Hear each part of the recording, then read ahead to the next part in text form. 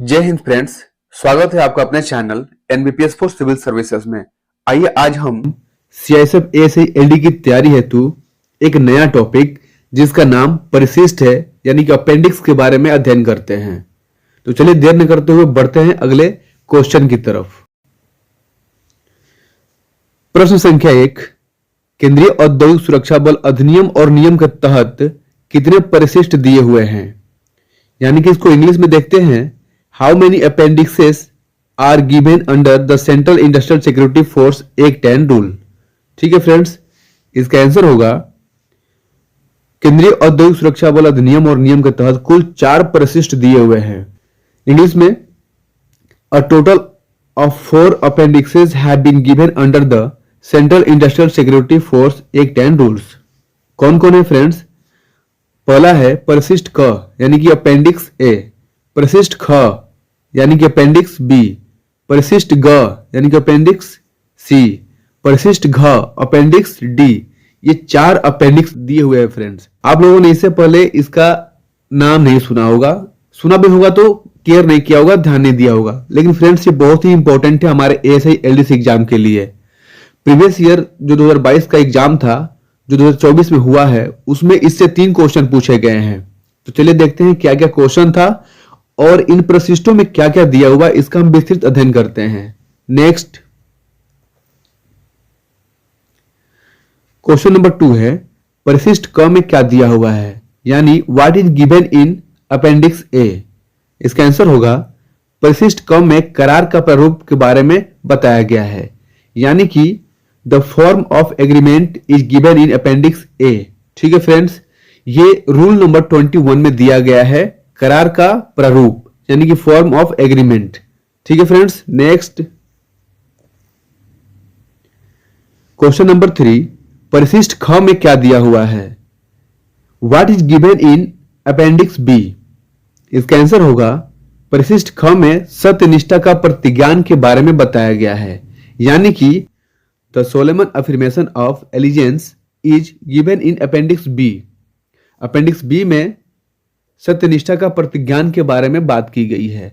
यह rule number 30 में दिया हुआ है फ्रेंड्स। ठीक है, बढ़ते आगे। क्वेश्चन नंबर 4, परिशिष्ट ग में क्या दिया हुआ है, what is given in appendix C. इसका आंसर होगा परिशिष्ट ग में चिकित्सीय परीक्षा रिपोर्ट के बारे में बताया गया है, यानी कि the medical examination report is given in appendix C. ठीक है फ्रेंड्स, चलिए देखते हैं क्वेश्चन नंबर 5, परिशिष्ट घ में क्या दिया हुआ है, what is given in appendix D. इसका आंसर होगा परिशिष्ट घ में सेवानिवृत्ति प्रमाण पत्र के बारे में बताया गया है, यानी the discharge certificate is given in appendix D. यह रूल नंबर 59 में दिया हुआ है। नेक्स्ट फ्रेंड्स, जो हमारा 2022 का एग्जाम था और वह 2024 में हुआ है, उसमें ये क्वेश्चन पूछे गए थे। इससे 3 क्वेश्चन, इस टॉपिक से 3 क्वेश्चन पूछे गए थे फ्रेंड्स, इसलिए इसको ध्यान से देखिएगा।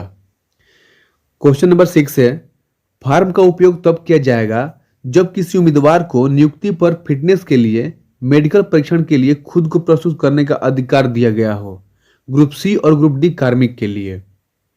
ठीक है friends, form to be used when a candidate is granted authority to present his her self for medical examination for fitness on appointment for group C and group D personal. ठीक है friends, इसका answer क्या होगा, चारों option को देखिए। इसका answer होगा ऑप्शन नंबर 2, परिशिष्ट ग नियम 17 भाग 1 भाग 1।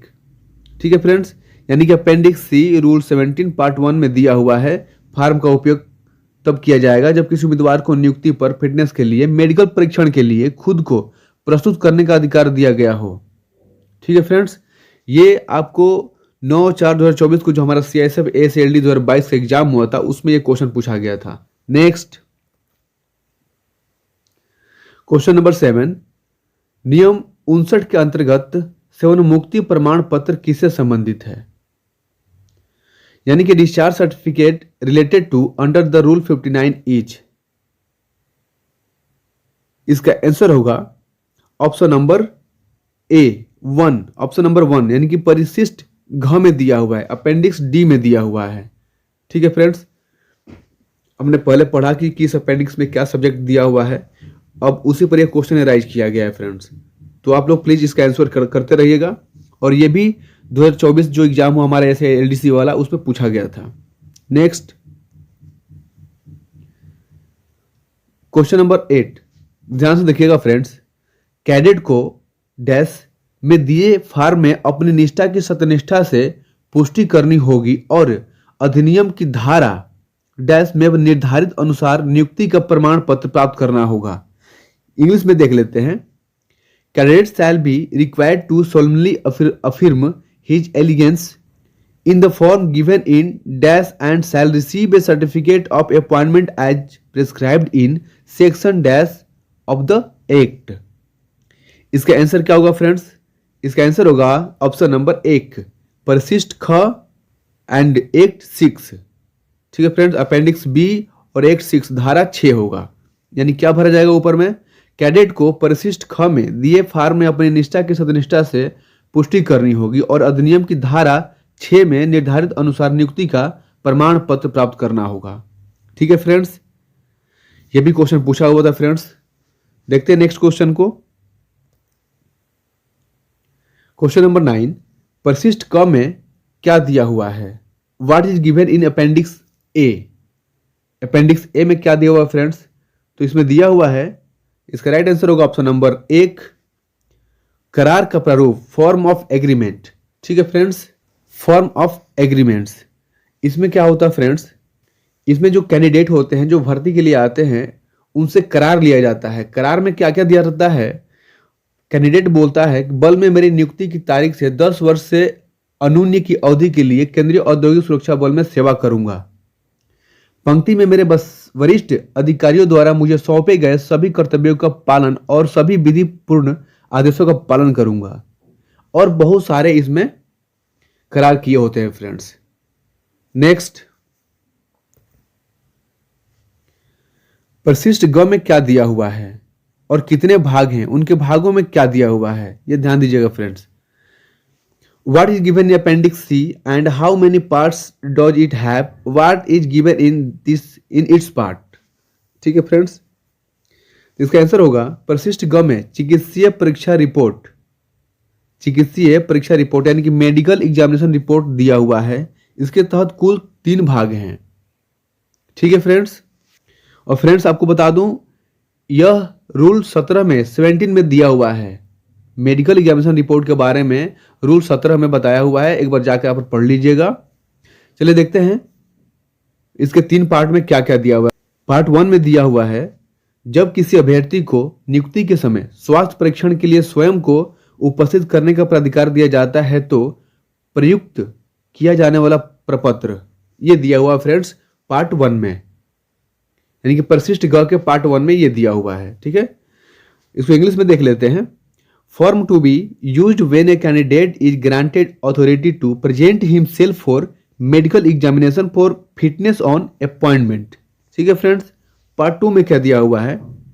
अभ्यर्थी का कथन और घोषणा यानी कि कैंडिडेट स्टेटमेंट एंड डिक्लेरेशन, ये सारा चिकित्सीय जांच के दौरान ये अभ्यर्थी से लिया जाता है फ्रेंड्स, कैडेट से लिया जाता है। ठीक है, पार्ट 3 में क्या है?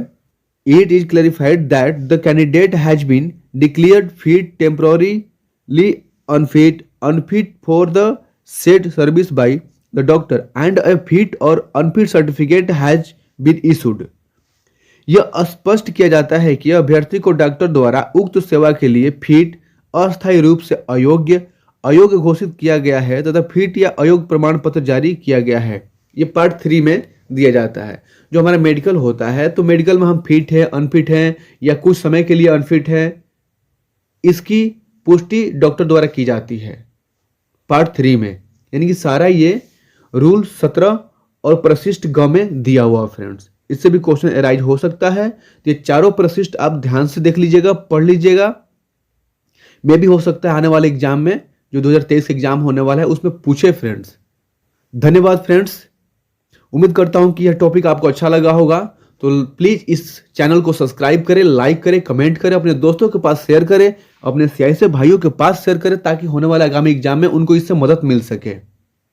धन्यवाद फ्रेंड्स, मिलते हैं अगले वीडियो में। जय हिंद।